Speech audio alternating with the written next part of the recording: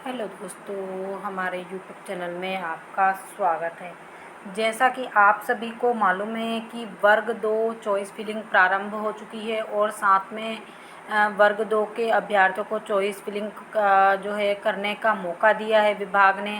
अब वर्ग 2 के अभ्यर्थी चॉइस फिलिंग करवाएंगे, उसके बाद उनके नियुक्ति आदेश जारी होंगे। तो देखिए यहाँ पर वर्ग 2 के अभ्यर्थियों का कमेंट आ रहा है कि अब जो वर्ग 2 के अभ्यर्थी इनकी चॉइस फिलिंग भी प्रारंभ हो चुकी है, साथ में पात्र अपात्र सूची भी जारी की गई है। तो क्या जो वेटिंग में अभ्यर्थी हैं उनकी वेटिंग क्लियर होगी? तो यानी वेटिंग वाले अभ्यर्थियों के कमेंट आ रहे हैं कि क्या वेटिंग वाले अभ्यर्थियों की वेटिंग क्लियर हो सकती है, वेटिंग क्लियर होने की कोई संभावना है? तो देखिए बिल्कुल आपकी वेटिंग क्लियर होने की पूर्ण संभावना है, इसमें कोई बड़ी बात नहीं है। जैसा कि आप सभी ने देखा होगा कि 215 अभ्यर्थियों को अपात्र कर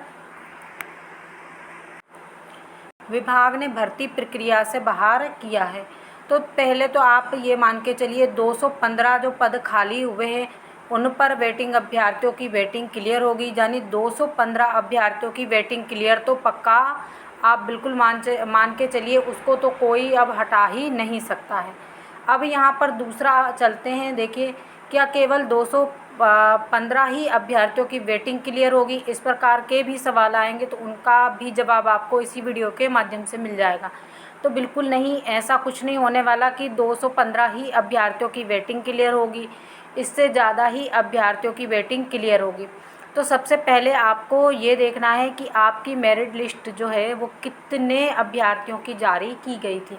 यानी कि अभी मुझे तो याद है नहीं कि कितने अभ्यर्थियों को जो है आपकी टॉप 10 सूची में रखा गया था या कितने अभ्यर्थियों को मेरिट लिस्ट में रखा गया था, ये अभी मुझे याद नहीं है। तो आप कमेंट करके भी बता सकते हैं, क्योंकि देखिए वर्ग 1, वर्ग 2 और वर्ग 3 तीनों के वीडियो बनाना पड़ते हैं। अब कौन देखे इतना सारा डाटा कि कितने अभ्यर्थियों की लिस्ट जारी की गई थी। और अभी तक देखिए यहाँ पर केवल 4000 अभ्यर्थियों को ही नियुक्ति दी जा रही है, इससे ज़्यादा अभ्यर्थियों को नियुक्ति नहीं दी गई है। सबसे पहली चीज़ डिपेंड करती है आपकी कि कितने हज़ार अभ्यर्थियों को मेरिट लिस्ट जारी की गई थी और उनमें से कितने हज़ार अभ्यर्थी अपात्र हो रहे हैं।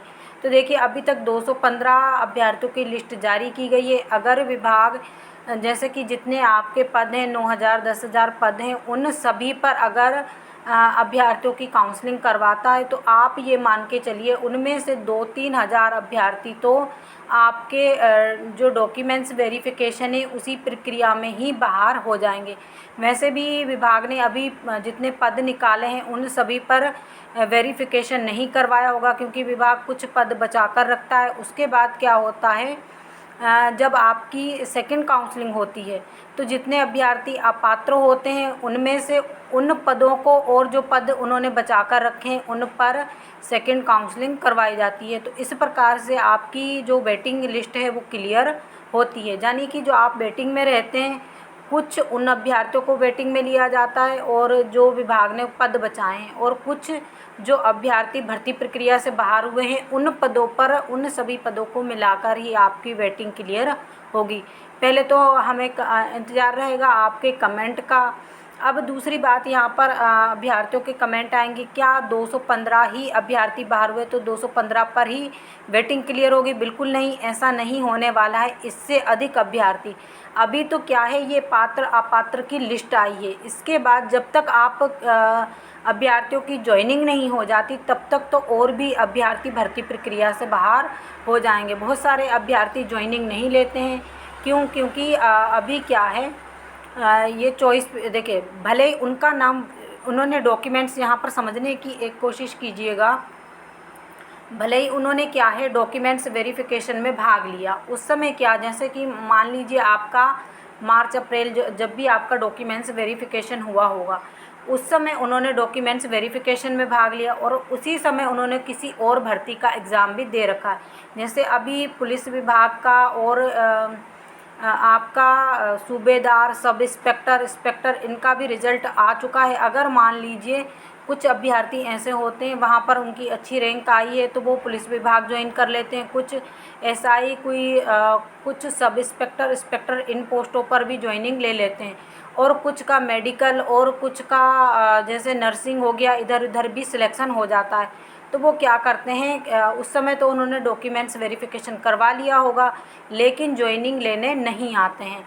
तो इन पदों पर भी आप जब इन पदों को मतलब या इन चॉइस फिलिंग के स्थान खाली रहेंगे, इन पदों पर ज्वाइनिंग नहीं लेंगे अभ्यर्थी, तो वो पद भी खाली होते हैं और वो पद भी आपके सेकंड काउंसलिंग में ही जोड़े जाते हैं। तो इस प्रकार से आपकी पूरी वेटिंग क्लियर होगी, यानी अभी और भी ये पद छोड़ेंगे अभ्यर्थी और भी वेटिंग क्लियर होने की संभावना रहेगी। और अगर आपको और भी डिटेल जानकारी चाहिए तो आप कमेंट कीजिएगा, कोई भी दिक्कत हो तो कमेंट कीजिएगा, हम कमेंट के माध्यम से भी आपका जवाब देंगे और साथ में वीडियो भी बना देंगे। तो इसी प्रकार की जानकारी के लिए हमारे साथ जुड़े रहिए। जो लोग हमारे चैनल पर पहली बार विजिट कर रहे हैं, प्लीज़ चैनल को भी सब्सक्राइब कर लीजिए, वीडियो को अधिक से अधिक लाइक कीजिए, शेयर कीजिए। Thank you.